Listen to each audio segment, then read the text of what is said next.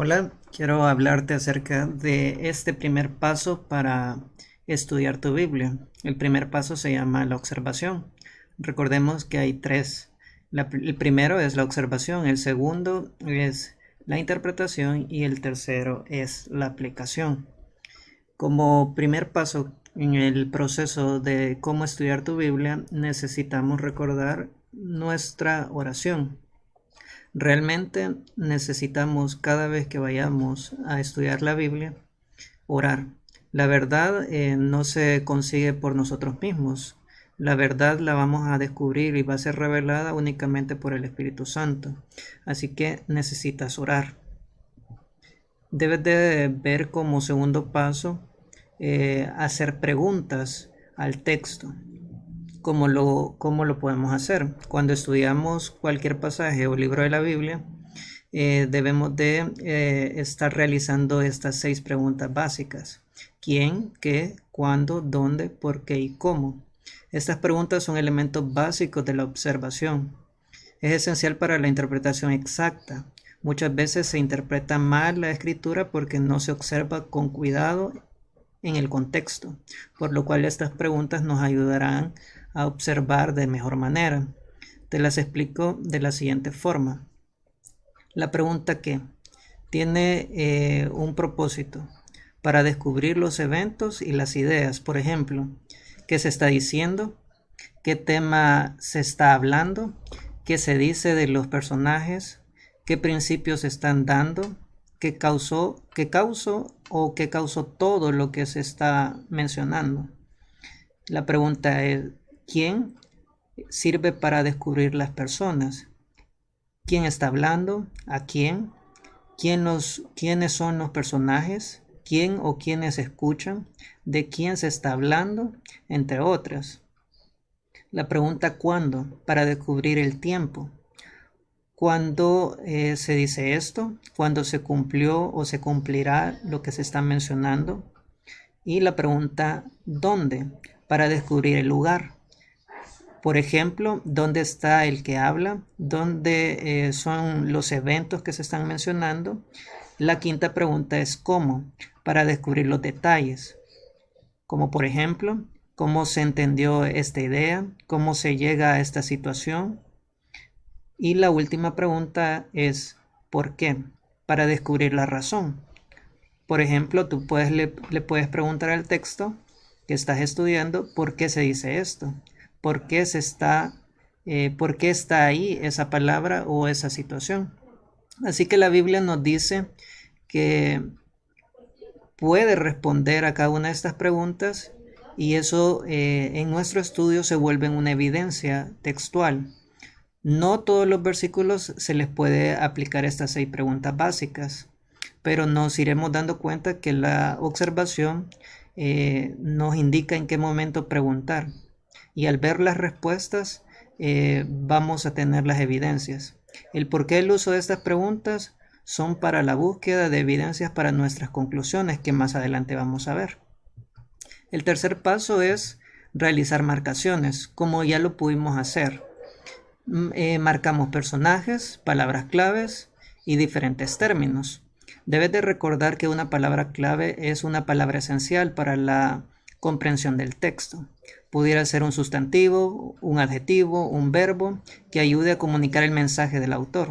Una palabra o frase clave. Si se elimina, deja el pasaje sin sentido. A menudo se repiten las palabras y frases claves a fin de comunicar el punto de vista o el propósito del autor al escribir. Pudiera repetirse a lo largo de un capítulo o de una sección de un libro. Así que no olvides que necesitas marcar. Por eso, en nuestro estudio de cómo estudiar la Biblia, se nos recomienda ocupar colores. Se pueden marcar los personajes y las palabras y frases claves de varias maneras.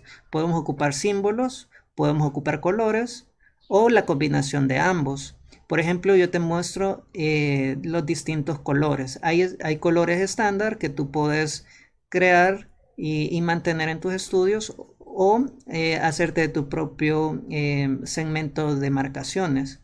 Por ejemplo, el autor se acostumbra a marcar de azul El destinatario de anaranjado, otros personajes de color café, las palabras claves se marcan de color verde, las referencias a Jesús se pueden marcar de color rojo o utilizando una cruz. El Espíritu Santo se acostumbra a marcar de color amarillo y muchas veces también hacer una nube en la palabra. El Padre o Dios se acostumbra a marcarlo con color morado utilizando también un triángulo. Cuando hay referencias a pecado se marca con color negro. Cuando existe la palabra gozo podemos hacer una carita feliz y cuando hay sufrimiento una carita triste. La escritura tú puedes crear un símbolo de un libro abierto. Cuando hablamos de arrepentimiento puede ser una flecha en sentido contrario. Cuando hablamos de ley podemos referirnos al uso del símbolo de las dos piedras. Cuando hablamos de amor puedes ocupar un corazón rojo. Cuando hablamos de fe puedes ocupar una flecha hacia arriba y cuando es de incredulidad una flecha hacia abajo. Gloria, un sol. Cuando hablamos de tiempo puedes dibujar un reloj. Cuando también hablamos de pecado puedes ocupar este símbolo de líneas color negro. Cuando hablamos de seguir o perseverar o continuar, puedes ocupar una flecha hacia adelante. Cuando hablamos de evangelio, puedes ocupar un megáfono. No se puede sobreestimar el valor de un sistema de marcaciones distintas. Sea cual sea el sistema que escojas, marque o marca cada palabra clave de la misma manera con cada estudio que realices. Entonces, en estudios posteriores, el impacto visual de tus marcaciones ayudará a seguir temas claves e identificar rápidamente verdades significativas a lo largo de las escrituras. Para asegurar coherencia, necesitas hacer una lista de palabras claves, símbolos y colores en una tarjeta. Úsela como un marcador de libros o un separador de libros. Por ejemplo, tú puedes ocupar una cartulina y hacer todos tus estilos de marcaciones. El tercer paso es hacer listas. La elaboración de listas es una de las herramientas más útiles que hay para la interpretación de un pasaje. Las listas revelan verdades y resaltan conceptos importantes. La mejor manera de descubrir listas en el contexto, con el fin de elaborarlas, aparte es observar cómo se describe una palabra clave, notar lo que se dice acerca de alguien o de algo, agrupar pensamientos e instrucciones relacionadas entre sí. Quiero mostrarte un ejemplo. El hecho de hacer listas. En nuestro ejercicio de Filipenses 2:12 podemos identificar nuestras marcaciones. Versículo 12. Por tanto, amados míos, como siempre habéis obedecido, no como en mi presencia solamente, sino mucho más ahora en mi ausencia, ocupaos en vuestra salvación con temor y temblor. Así que la lista es la siguiente. Lista de Pablo. Por ejemplo, 1. Pablo ama a los destinatarios, versículo 12. 2. Estuvo con los filipenses, versículo 12. 3. Ahora Pablo no está con ellos y eso lo puedes retomar a través de tus marcaciones. En relación a los destinatarios, una lista sería la siguiente. Los filipenses son amados por Pablo, versículo 12. Ellos han obedecido o han sido obedientes, igual en el versículo 12. Deben de ocuparse de su salvación con amor y temblor. Este es un ejemplo de cómo realizar listas en relación a personajes. Recuerda que la estructura es de la siguiente forma. Enumerar, describir lo que está sucediendo y colocar el versículo de donde has tomado la referencia. Además, hay otros ejemplos de cómo realizar listas. Por ejemplo, en 1 de Pedro 5, del 2 al 3, contiene una lista sencilla para la instrucción a los ancianos, es decir, a los líderes, en cuanto a cómo apacentar a su grey. Como pueden enumerar la lista sencilla dentro del texto para facilitar cualquier referencia posterior a ella. Te puedes preguntar, ¿cómo se apacienta la grey? Y en el versículo 1 nos dice, ruego a los ancianos que están entre vosotros, yo anciano también con ellos, y testigo de los padecimientos de Cristo, que soy también partícipe de la gloria que será revelada. Apacentad la grey de Dios que está entre vosotros. Y la lista inicia de esta forma. 1. Cuidando de ella. 2. No por fuerza, sino voluntariamente. 3. No por ganancia deshonesta. 4. Sino con ánimo pronto. 5. No teniendo señorío sobre los que están a vuestro cuidado. Y 6. Sino siendo ejemplos de la grey. Y termina el versículo 4. Cuando tú puedes identificar estos elementos, puedes crear una lista temática en relación a un pasaje. Paso 4. Palabras claves. Es aquella que cuando es quitada del texto o pasaje lo deja carente de significado. Su palabra es vital para el entendimiento del texto y puede ser sustantivo, un verbo o una palabra descriptiva que nos lleve a tener una acción que transmite el mensaje del autor. Se repite constantemente, ya sea en una sola palabra o sinónimo. Por ejemplo, en el capítulo 2 de 2 de Timoteo, la palabra clave es sufrimiento. Haz una lista de las palabras claves. La elaboración de las listas es una de las herramientas más útiles, como ya lo hemos mencionado. Las listas revelan verdades y resaltan conceptos importantes. Paso 5. Contrastes y comparaciones. Un contraste es una comparación de cosas diferentes o opuestas, tal como la luz y las tinieblas. O cuando hablamos de orgullo, el contraste sería humilde. La palabra pero a menudo señala que se está haciendo un contraste. Y cuando hablamos de comparación, señala semejanza. Por lo general indicadas por la palabra tales como semejante a, parecido a, utilizar la palabra como o tal como. Por ejemplo, Pedro dice en 1 de Pedro 5:8, vuestro adversario, el diablo, como león rugiente, anda alrededor buscando a quien devorar, el cual vemos en este ejemplo una comparación. Además, tú puedes identificar estas palabras y sugerimos que le prestes mucha atención.